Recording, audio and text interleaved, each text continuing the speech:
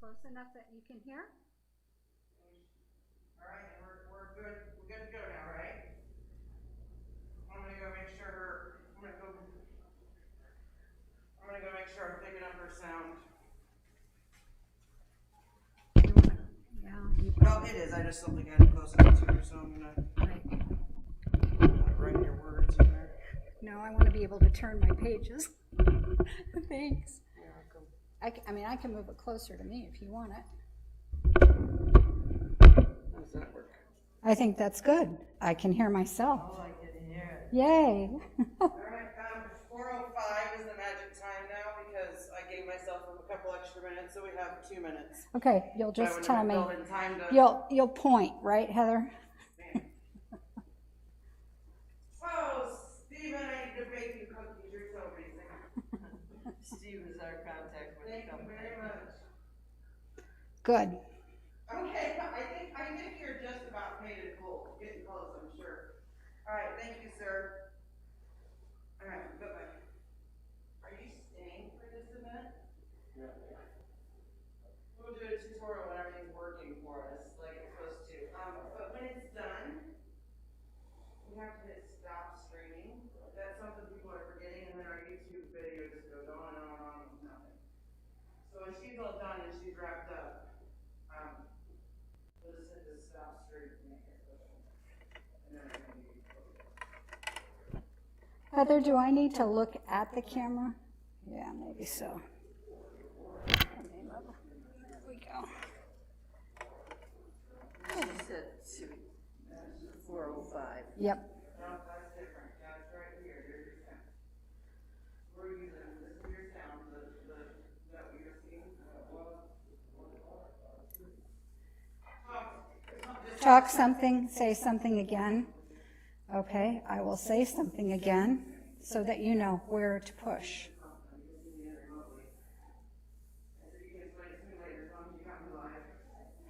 don't think it was a meeting, I think it was a camera thing. Well, I know it was a meeting, but,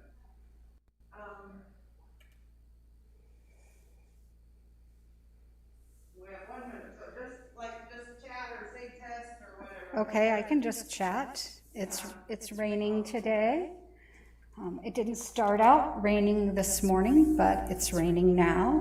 Our baseball game is canceled. Oh, and the baseball games for this evening have been canceled, which is understandable. But the crops and the flowers and the grass and the trees all need the rain, so we're glad for that. Have I said enough? You should be going live. I'm going to peek at the TV and make sure we're on before you start talking. Okay.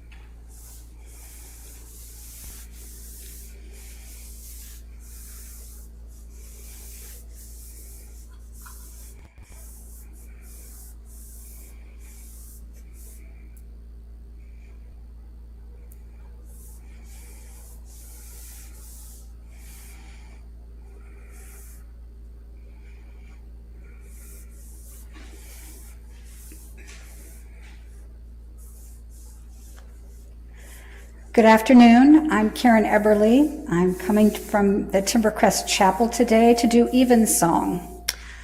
I'm a retired pastor from the Manchester Church of the Brethren. I have lived in North Manchester, I think all but 3 years of my life, so I am a long-time resident.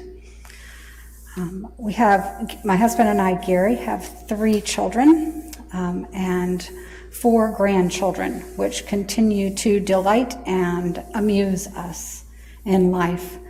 And I can say with all sincerity, it is good to be with you in worship this afternoon. I have missed being at Timbercrest. I miss seeing all of you, and I miss having a direct family connection to Timbercrest. It is certainly true that I consider many of you my faith family. However, following Gary's stepmother's death in January, we were talking and quickly realized that the two of us didn't have any immediate family who lived at Timbercrest anymore. After 18 years of personal family connection, we decided it seemed surprising and quite unusual. Needless to say, it's good to be here today in this sacred space. So, what now? It's a question I have been asking myself with a great deal of frequency over the past year and a half. Another variation of the same question is, where do I go from here? John O'Donohue speaks of endings and beginnings in this way. Beginnings often frighten us because they seem like lonely voyages into the unknown. Yet, in truth, no beginning is empty or isolated. Shelter and energy come alive when a beginning is embraced. Goethe says, once the commitment is made, destiny conspires to support and realize it. A beginning is ultimately an invitation to open toward the gifts and growth that are stored up in us. We all have endings and new beginnings, both personally and professionally. I'm sure you have all asked yourself those questions in a variety of situations. Each of you have retired from at least one profession. Perhaps you have even retired from a second job after your first retirement. Whenever you retired, however your retirement looked, I'm certain there are commonalities in all of our stories. Perhaps we had a job we loved, or we had a job that was personally fulfilling, or we had a job we were very good at doing. Maybe it was simply work you felt it was your responsibility to financially provide for your family. So you did that job, even though you didn't love it. The job was clearly just a means to an end. Whatever your retirement looked like, however you felt once you were done with your work, there would still be some similarities in our stories. And for me, there have been a variety of thoughts, feelings, and questions as I've made my way through the past 18 months. How does faith remain relevant in my life? What does purpose look like now? What do I hold on to when I'm unwilling to let go? How do I continue to have a living, breathing faith? How do I embrace newness with hope? How do I live in a world where everything seems oddly familiar and not recognizable all at the same time?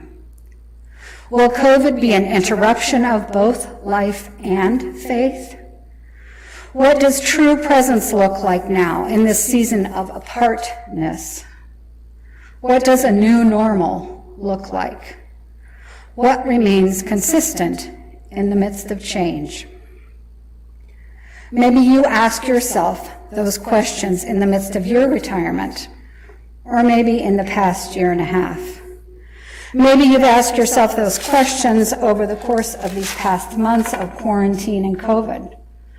For me, those were important questions to ponder, both in light of retirement and of the pandemic. And I do believe they are questions without firm, right, or wrong answers. There were several things that helped me move along as I sat in the midst of all those questions, and I want to share 3 of those with you today. The first moment that moved me along was Kurt's sermon on March 29th. That would have been of 2020. There was one particular quote from that sermon that impacted me then and continues to resonate with me. He said, "Sometimes what matters more than timing is what's in your heart It's the grace and mystery and compassion that's in your heart. It's the willingness to match their tears with your tears that matters. We are called to be in relationship with each other, however that might have looked and will continue to look through these weeks and months. It could be a phone call with a friend or a FaceTime moment with a loved one. It might be an email or a letter. It might be a prayer or a conversation with God. It's remembering and reflecting the grace and mercy and compassion that's in your heart as you share with others, either in face-to-face moments or in distance moments. Margaret Wheatley speaks about connections in her book, Turning to One Another. She says, whatever life we have experienced, if we can tell someone our story, we find it easier to deal with our circumstances. I have seen the great healing power of good listening so often that I wonder if you've noticed it also. There have been many a time when a friend was telling you such a powerful story that you became speechless. You couldn't think of anything to say, so you just sat there, listening closely, but not saying a word. A gesture of love is anything we do that helps us discover our humanness. Any act where we turn to one another, open our hearts, extend ourselves, listen. It's expanding ourselves, opening our minds and hearts a bit more, turning to someone, curious about how they live their life. For me, it's not only listening to and hearing the stories of others. It's also become important to think about and honor my own story. I needed to remember and value the depth of my thoughts and feelings, to wonder about what had been and to look to see what could be new. It was a pivotal moment for me, a transformational moment, looking back and forward in my own life in new and different ways. The second moment that moved me along to seek a new way of living was the kindness of an acquaintance during a chance meeting last spring. We were both moving through the grocery store efficiently with our masks on when we recognized each other. Now, I must say, it is sometimes very difficult to be certain who someone might be when they have a mask on. I really wasn't sure I knew her until she spoke to me, asking me how my retirement was going. Then I recognized her voice. I wanted to say, fine, and quickly move on through the produce section. However, I realized that wouldn't be honest, and I didn't want to pretend I was dandy when I really wasn't, as tempting as that might have been. So, in a spirit of confession, I said to her that I was struggling to find my way and my place. I missed my place and my people, and I missed being with my family, and I wasn't sure my purpose in life quite yet. I said that. I kept asking myself, what now? After I finished with a much longer answer than she probably wanted to experience in a random grocery store conversation, she looked at me with complete understanding and a generous amount of compassion and said, oh my goodness, you have plenty of time to figure that all out. She smiled. I could see it in her eyes and the crinkle of the skin around her eyes as she continued. It takes at least 2 years to even get your feet on the ground and pointed in any direction, let alone the right direction, whatever that might be. I admit, I felt a sense of self-expectation lifted from my mind. I could breathe a full breath behind my mask, and my heart sang. Unknowingly, she had given me permission to be exactly where I needed to be, in the midst of all my questions and my confusion. It was affirming and freeing in the same moment. The third moment of hope and transformation occurred during a FaceTime conversation with our daughter, Britta. Often we FaceTime in the morning as the children are eating breakfast before my granddaughter goes to virtual school. It was after one of those conversations when the kids were either at school or playing. Britta was talking to me. It was 6 weeks after my retirement. COVID restrictions, mask wearing, and staying in your bubble had just been set into place. And I quickly realized the plans and dreams I had for my first year of retirement were definitely not going to be possible. I was lamenting to Britta that I didn't know what I was going to do to fill my time. One can only organize closets, clean out kitchen cupboards, and check expiration dates so much before it becomes pointless, repetitive, or meaningless. I told her I enjoyed reading. Really, I love it. And I had a long list of books I wanted to read, but I wanted to do something else to occupy my time. She said, "Mom, you should join the 100-Day Project."